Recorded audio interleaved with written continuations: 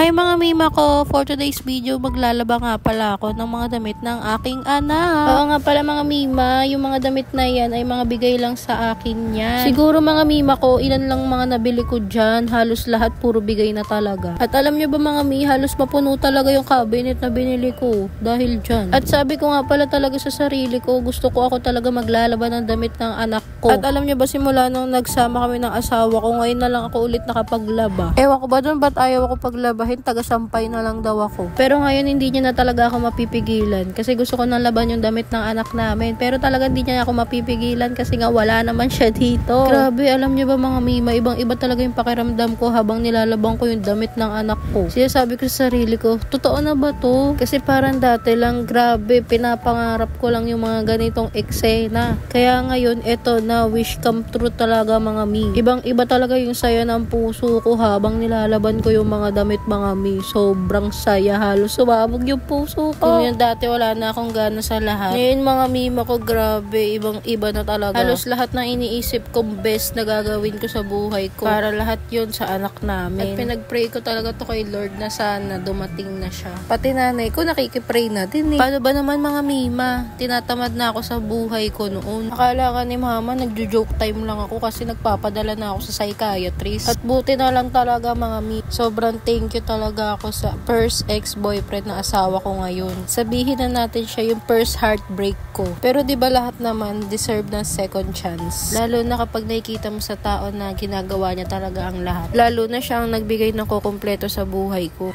O siya, hanggang dito na lang. Like for more!